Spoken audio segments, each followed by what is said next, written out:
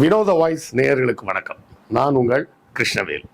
இன்னைக்கு நாம் இன்று மாலை என்ன பார்க்க போகிறோம் அப்படின்னு பார்த்தோம்னா, விசிகா அதாவது விடுதலை சிறுத்தைகள் கட்சியில் சார்பாக திருமா அவர்கள் மது ஒழிப்பு மாநாடு அப்படின்னு ஒன்று நடத்துகிறாரு. அது சரிதானா தவறா அப்படின்னு நிறைய பேர் பேசிக்கிட்டு இருக்கிறாங்க. அந்த செய்திகளை பற்றி தான் நாம் இன்னைக்கு பார்க்க போகிறோம். நம்ம வீடியோவில் அடிக்கடி நம்ம அப்புறம் நண்பர்களே புத்தகம் வாங்குன்ற போடுறதெல்லாம் நிறைய பேர் கேலி பண்ணுறாங்க. கேலி கிண்டல்லாம் பற்றி நம்ம கவலைப்பட வேண்டிய அவசியம் இல்லை. எத்தனையோ காமெடி பண்ணுறவங்க சேனல்லாம் என்ன பண்ணுறாங்க, என்ன சப்போர்ட் பண்ணணும்னு நினச்சிங்கன்னா நீங்கள் பணம் அனுப்புங்கன்னு கேட்குறாங்க. நம்ம என்ன பணம் அனுப்புங்கன்னு கேட்குறோமா? சேனல் நடத்த பணம் தேவைப்படும். அப்படி தேவைப்படக்கூடிய பணத்தை நீங்கள் புத்தகம் வாங்கினால் உங்களுக்கு புத்தகங்கள் வாங்கிய அந்த புத்தகங்களாகிய அறிவாயுதம் உங்கள் கைக்கு கிடைக்கும். அதன் மூலமாக எங்களுக்கு கிடைக்கக்கூடிய பணத்தை வைத்து நாங்கள் இந்த சேனலை நடத்த முடியும் அப்படின்னு தான் நம்ம சொல்கிறோம். ஸோ புத்தகம் வாங்குங்க அப்படின்னு நான் கேட்பதில் நான் கூச்சப்படவில்லை. அதை பார்ப்பதற்கு நீங்களும் சலிப்படைய வேண்டிய அவசியம் இல்லை. புத்தகம் வாங்க முடியாதவர்கள் லைக் போட்டாலும் சப்போர்ட்டு தான், ஷேர் பண்ணாலும் சப்போர்ட்டு தான், சப்ஸ்கிரைப் பண்ணாலும் சப்போர்ட்டு தான், ஏன் கமெண்ட் போட்டிங்கன்னா கூட சப்போர்ட்டு தான். ஸோ ஏதாவது ஒரு வகையில் உங்கள் ஆதரவை நம்ம சேனலுக்கு கொடுத்துக்கிட்டே இருங்க. விடுதலை சிறுத்தை கட்சியின் தலைவராகிய அண்ணன் திருமா அவர்கள் மது ஒழிப்பு மாநாடு அப்படின்னு ஒன்று நடத்துகிறாரு. அதே நேரத்தில் பார்த்தா திமுக டாஸ்மாக நடத்திக்கிட்டு இருக்கு. இது ரெண்டும் முரண்பாடாக இல்லையா? ரெண்டு பேரும் ஒரே கூட்டணியில் இருக்கிறாங்கன்னு பேர். இவர்கள் செய்யக்கூடிய செயலை அவர் எதிர்த்து பேசுகிறாரு. இது எப்படி சரியாக வருது? இதை எந்த மாதிரி கோணத்தில் நம்ம பார்க்கணும் அப்படின்னு நிறைய பேர் கேட்குறாங்க. இதில் 2-3 கேள்விகள் இருக்குது. முதல் கேள்வி என்னென்னா, முதல்ல மதுவை ஒழிக்க முடியுமா அப்படின்னு ஒரு கேள்வி இருக்குது. அந்த கேள்விக்கு நம்ம அப்புறமா வருவோம். திமுக டாஸ்மாகை நடத்துகிறது அப்படின்னு பார்த்தீங்கன்னா, டாஸ்மாக் மூலமாக வரக்கூடிய வருமானம் மிக மிக மிக சொற்பமானது. மொத்த தமிழ்நாட்டின் வருமானத்தோடு கம்பேர் பண்ணும்போது இந்த மது விற்பனையின் மூலமாக, அதுவும் அந்த கலால் வரியின் மூலமாக வரக்கூடிய வருமானம் என்பது ரொம்ப ரொம்ப கம்மி. இன்னும் சொல்ல போனால் அந்த மது விற்பனையை மறுபடியும் தனியார் வசமாக கொடுத்துடலாம். என்கிட்ட கேட்டால் நீங்கள் திரைப்படங்கள்லாம் பார்த்துருப்பீங்க, புகைப்பிடித்தல் புற்றுநோயை உண்டாக்கும், உயிரை கொல்லும் அப்படின்னு போட்டுட்டு அடுத்த லைன் என்ன பண்ணுவாங்க, மது அருந்துதல் உடல் நலத்திற்கு கேடானது அப்படின்னு தான் போட்டிருப்பாங்க. அப்படின்னா பார்த்தீங்கன்னா மது என்பது சிகரெட் அளவுக்கு ரொம்ப மோசமானது இல்லைன்றது தான் அதோட விஞ்ஞானபூர்வமான உண்மை. அப்போ பக்கத்தில் இருக்க டிபார்ட்மெண்டல் ஸ்டோரில் கூட வித்துடலாமா சார்னா தாராளமாக விற்கலாங்க. என்ன கேட்டால் அதெல்லாம் ஒரு பெரிய தப்புன்னெலாம் நான் சொல்ல மாட்டேன். ஏன்னா இப்போ இந்த அரசு மதுபான கூடங்கள் அப்படின்னு சொல்லி போட்டு கடைகளை வச்சு நடத்தி அதுக்கு ஆளுங்களை போட்டு சம்பளத்தை கொடுத்து அந்த இடங்கள்லையும் பல விதமான சிக்கல்கள் ஏற்படுத்திக்கிட்டு இவ்வளோலாம் பண்ணிகிட்டு இருக்கிறதுக்கு பதிலாக தனியார் வசம் கொடுத்துடலாம். தனியார் வசம் எப்படி சிகரெட்டு பொட்டி கடையில் விற்கிறாங்களோ அதே போல் நீங்கள் டிபார்ட்மெண்டல் ஸ்டோர்லேயே கூட விற்றுட்டு போகலாம். அரசாங்கத்துக்கு செலவு கம்மி. எப்படி இருந்தாலும் அதே கலால் வெறியில் வரக்கூடிய வருமானம் அரசாங்கத்துக்கு வரத்தான் போகுது. சரியா? மதுவை ஒழிக்க முடியுமா அப்படின்னு கேட்டோம்னா, மதுவை ஒழிப்பது என்பது கடினம். இந்த உலகத்தில் மனிதன் என்றைக்கு நாகரிகம் அடைய தொடங்கினானோ அன்னைக்கே மதுபானங்கள் வர ஆரம்பிச்சிருச்சு. பல்வேறு வகையாக பல்வேறு பொருட்களிலிருந்து மதுவை தயாரித்தார்கள் அப்படின்னு சுமேரிய நாகரிகம், எகிப்து நாகரிகத்திலேருந்தே நம்ம பார்த்துட்டு இருக்கிறோம். அர்த்த சாஸ்திரத்தில் கூட தான் சொல்லி வச்சிருக்குது, ஒரு அரசன் மக்கள் கேள்வி கேட்காம வச்சிருக்கணும்னா நிறைய மது கூடங்களை திறந்து விடு அப்படின்லாம் எழுதி வச்சிருக்கிறாங்க. நம்ம அதுக்குள்ளெல்லாம் நம்ம போக வேண்டாம். பொதுவாக மதுவை ஒழிக்க முடியுமா அப்படின்னு கேட்டால் ஒழிக்க முடியாது. ஒரு தனிப்பட்ட நபர் தானாக முடிவு செய்து எனக்கு இனிமேல் இந்த மது வேண்டாம் அப்படின்னு முடிவு செய்தால் மட்டும்தான், அவர் ஒருவரால் மட்டும்தான் மதுவை விட முடியுமே தவிர பக்கத்தில் இருக்கிறவங்க கூட அவரால் மாற்ற முடியாது. மது அப்படின்றதுனால என்ன சீர்கேடுனா, ஒரு மனிதனுக்கு முதலில் அவனுக்கு உடல்நல குறைபாடுகள் ஏற்படுது. 2 என்ன, அவனோட குடும்பத்தை சார்ந்தவர்கள் பொருளாதார ரீதியாக பாதிக்கப்படுகிறார்கள். சரியா? இதை தாண்டி இந்த சமுதாயத்துக்கு அவர்களால் எந்த பிரச்சனையுமே கிடையாது. அவனுக்கும் அவன் குடும்பத்துக்கும் தான் பிரச்சனை. அதை விட கொடுமையானது சாதி. ஒருவர் மது அருந்த மாட்டார், சிகரெட் பிடிக்க மாட்டார், ஏன் நீங்களாம் சொல்கிற மாதிரி அசைவமும் சாப்பிட மாட்டார்ன்ற ஒருத்தர் சாதி வெறியராக இருந்தாருன்னா அவரால் தான் இந்த சமுதாயத்துக்கு கேடு அப்படிங்கிற ஆங்கிளில் தான் நம்ம இதை பார்க்கணும். அப்போ மது ஒழிப்பு மாநாடுன்னு ஒன்று செய்கிறது, திரும்ப செய்கிறது தவறா அப்படின்னு கேட்டால் தவறுன்னு நம்ம சொல்ல முடியாது. அது அவர்கள் முயற்சி, அவர்கள் கொள்கை, அந்த கொள்கைக்கு ஏற்றார் போல் அவர்கள் செயல்படணும் அப்படிங்கிறது தான் விஷயம். அப்போ திமுக கூட்டணியில் இருக்காரு அப்படின்னு கேட்குறது முட்டாள்தனமான கேள்வி. ஏன் அப்படின்னு கேட்டிங்கன்னா, இப்போது நடந்து கொண்டு இருப்பது விசிக திமுகவின் கூட்டணி ஆட்சி கிடையாது. அதை நல்லா தெளிவாக புரிஞ்சுக்கிங்க. இப்போ நடக்கக்கூடிய ஒன்றிய ஆட்சியில் பாஜக ஆட்சி கிடையாது. பாஜக, நிதிஷ்குமார், சந்திரபாபு நாயுடு இவர்கள் எல்லோரையும் அடக்கிய ஒரு கூட்டணி ஆட்சி அது. அப்போ அந்த கூட்டணி ஆட்சியில் இருக்கும்போது சந்திரபாபு நாயுடுவோட கொள்கைக்கு எதிராக மோடி செயல்படுகிறார், நிதிஷ்குமார் கொள்கைக்கு எதிராக செயல்படுகிறார். இப்படியெல்லாம் வந்ததுன்னா தான் அப்போ கூட்டணியில் இருந்துகிட்டே எப்படி நீங்கள் செய்கிறீங்க அப்படின்னு கேள்வி வரும்.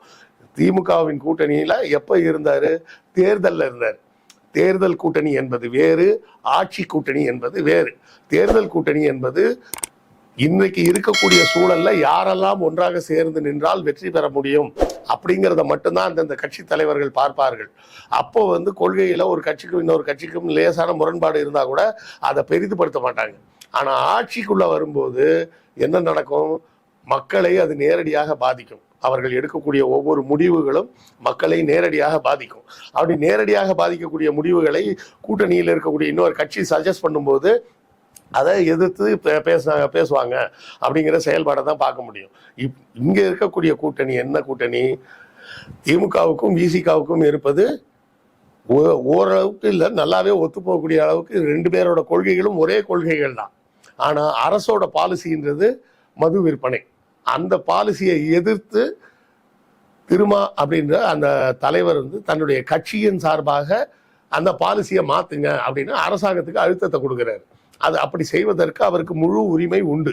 அதை யாரும் மறுக்க முடியாது, தடுத்தும் பேச முடியாது. பேசினா அது முட்டாள்தனம். சரியா? அதுக்காக அப்ப திமுக விசிகாவுக்கு எதிரியாகி விட்டதா?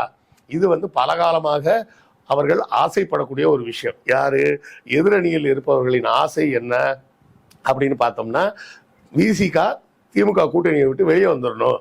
இந்த வெற்றி கூட்டணியில் இருப்பதால் அவர் தொடர்ந்து எம்எல்ஏக்கள் எம்பிகளை தக்க வைத்துக் கொள்கிறார். அவர் வெளியே வந்துட்டார்னா அந்த எம்எல்ஏவும் எம்பியும் இல்லாம போயிடும் அப்படின்ற நோக்கத்தில் இவர்களின் மனப்பால் குடிக்கும் ஆசைதான் இந்த ஆசையை தவிர, அதாவது திமுகவுக்கும் விசிகாவுக்கும் சண்டை வரணும், சண்டை ரெண்டு பேரும் பிரியணும், பிரிஞ்சு அதில் நாம குளிர் காயணும். குளிர் காயணுமோ இல்லையோ, விசிகா அடுத்த எலெக்ஷன்ல நிக்காம போயிடணும், மறுபடியும் கட்சி அங்கீகாரம் இல்லாம போகணும். முன்னாடி மக்கள் நல கூட்டணின்னு ஒண்ணுல போய் அவரை சிக்க வச்சு கட்சியவே சிதைக்கிற அளவுக்கு கொண்டு போயிட்டாங்க. அவர் அதுல இருந்து மீண்டு வந்ததே பெரிய விஷயம். இப்ப மறுபடியும் இதை சொல்லி சொல்லி சொல்லி அப்போ மதுவில ஒழிப்பு மாநாடு இவர் நடத்துறாருன்னா இவர் திமுகவுக்கு எதிரானவர் அப்படின்னு சொல்றது, அவர் அப்படி நடத்துவதால் திமுக கடுப்பாயிடுச்சு அப்படின்னு பேசுறது, இது எல்லாமே எதுக்கு? இந்த கூட்டணியை உடைக்க வேண்டும் என்ற நோக்கத்தில் இருக்கும் பல்வேறு மூத்த பத்திரிகையாளர்களின் ஆசை. அந்த ஆசையின் வெளிப்பாடுதான் இப்படிப்பட்ட பேச்சுக்கள். தேர்தல் கூட்டணி என்பது வேறு, ஆட்சி கூட்டணி என்பது வேறு. அதை நம்ம நல்ல தெளிவா புரிஞ்சுக்கணும். தேர்தல் கூட்டணி என்பது தேர்தலில் வெற்றிக்காக நம்ம கூட்டணிக்காக மட்டும்தான் அதை பார்க்க முடியும். ஆனால் ஆட்சி கூட்டணின்னு வரும்போது கொள்கையில உரசல் வந்துடும். இப்போ பாஜக கூட போய் திமுக கூட்டணி வச்சு ஆட்சி அமைச்சாங்களே அப்படின்னு சொல்லி ஒரு கேள்வி வரும். அந்த நேரத்தில் கலைஞர் என்ன அழுத்தம் கொடுத்தாரு வாஜ்பாய் கிட்ட?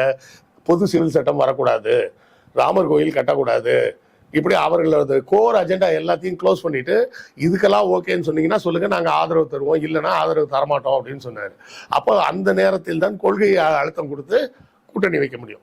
இப்ப திமுகவுக்கு விசிகாவோட எம்எல்ஏக்களின் பலம் இருந்தால்தான் ஆட்சி அமைக்க முடியும் அப்படின்ற ஒரு கட்டாயமாக இருந்திருந்தால் அப்போது இந்த கேள்வி ரிலவெண்ட் கொஸ்டினா இருக்கும். அப்ப கூட்டணி ஆட்சியில திமுகவில் இருந்துகிட்டு அந்த ஆட்சியை எதிர்த்தே இவர் மாநாடு நடத்துறாரு அப்படின்ற கேள்வி கரெக்டான கொஸ்டினா இருக்கும். இப்போது இருப்பது தேர்தல் கூட்டணி தானே தவிர ஆட்சி கூட்டணி கிடையாது. 2011 எலெக்ஷன் முடிஞ்சிச்சுன்னா முடிஞ்சது, அவ்வளவுதான். இனிமே அடுத்தால 2026 எலெக்ஷன் வரும்போது தான் மறுபடி கூட்டணியை பத்தி பேசணும். அதுக்கு நடுவுல திமுக வேறு, விசிகா வேறு தான். அவர்கள் கொள்கைகளின் கோட்பாடுகளின் படி போவாங்க, திமுக தன்னுடைய கொள்கை கோட்பாடுகளின் படி போவாங்க. தேர்தல் வரும்போது மறுபடியும் இருவரும் இணைந்து தேர்தலை சந்திப்பார்கள். இந்த அடிப்படை விஷயத்தை புரிஞ்சிக்காம முட்டாள்தனமாக இவர்கள் தான் என்ன பண்றாங்க, இவங்க ரெண்டு பேருக்கும் சண்டை மூட்டி விடணுன்றதுக்காக பிளான் பண்றாங்க. என்னிடம் பர்சனலாக கேட்டீங்கன்னா நான் என்னுடைய கருத்து இதுதான் நான் சொல்லுவேன். மதுவை ஒழிக்க முடியாது. மதுவை ஒழித்து விட்டதாக சொல்லக்கூடிய குஜராத்ல தான் நீங்க எந்த பிராண்டு கேட்டாலும் கிடைக்கும், எந்த ஊர்ல கேட்டீங்கன்னாலும் கிடைக்கும். பெயரளவில் பாலிசி வைஸ் என்னன்னா குஜராத்ல மது விற்பனை கிடையாது. ஆனா குஜராத்தில் 6 போல் ஓடுது சாராயம் அப்படிம்பாங்க. கள்ள சாராயம் கிடைக்கும், நல்ல சாராயம் கிடைக்கும், ஃபாரின் சரக்கு கிடைக்கும், எல்லா விஷயமும் குஜராத்தில் நீங்கள் எந்த ஊருக்கு போனீங்கனாலும் கிடைக்கும். இந்த ஊரில் தான் கிடைக்கும், அந்த ஊரில் தான் கிடைக்கும், எல்லை பகுதியில் கிடைக்கும்லாம் கிடையாது. அப்போ பேரளவில் நீங்கள் அந்த பாலிசியை வச்சுக்கிட்டு எதுக்கு நாக்கு வலிக்கிறதுக்கா? இந்தியா முழுக்க எங்கெல்லாம் மதுவிலக்கு கொண்டு வந்தாங்களோ எல்லா இடத்துலையும் கள்ளசாராய சாவுகள் தான் அதிகரிச்சது. அப்போ மதுவிலக்குன்னு பேசுறத விட அந்த மது விற்பனையின் மூலமாக வரக்கூடிய பணத்தை பயன்படுத்தி விழிப்புணர்வு பிரச்சாரங்களை மேற்கொள்ளலாம். மது அருந்தாதீங்க, அருந்திங்கன்னா இது மாதிரி உங்களுக்கு பாதிப்பு வரும், உங்கள் குடும்பம் பாதிக்கப்படும் அப்படின்ற மாதிரி பிரச்சார விஷயங்களுக்கு அதை பயன்படுத்தலாமே படுத்தினா அது புத்திசாலித்தனமாக இருக்குமே தவிர, மதுவை நான் ஒழிச்சிடணும்னா முதல்ல கடையெல்லாம் மூட்டா சரியாயிடும் அப்படின்னு சொன்னால் மறுபடியும் கள்ளசாராயம் தான் ஓடும். ஸோ இந்த புரிதலோடு நாம் இந்த காணொலியை அணுகுவோம்.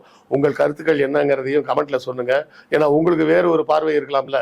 நான் சொல்ற விஷயம் புரியலன்னா ஒருவேளை கூட்டணி தேர்தல் கூட்டணி என்பது வேறு, ஆட்சி கூட்டணி என்பது வேறுன்றதோட புரிதலோடு நம்ம பார்த்தோம்னா இந்த மது ஒழிப்பு மாநாடு என்பது திருமா அவர்கள் செய்வது சரியானது தான். திமுக அதற்கு என்ன ரியாக்ட் பண்ண போறாங்கன்றதை நம்ம பொறுத்து இருந்து தான் பார்க்கணும். ஸோ உங்கள் கருத்துக்களையும் சொல்லுங்க. உங்கள் கருத்துக்கள் மாறுபட்டு இருந்தால் அந்த உங்களுடைய கோணம் என்னன்றதையும் நான் தெரிஞ்சுக்க வசதியாக இருக்கும். அடுத்த காணொலியில் சந்திப்போம். நன்றி, வணக்கம். 1806 வேலூர் சிப்பாய் கழகம் நூல் வெளியீட்டு விழா.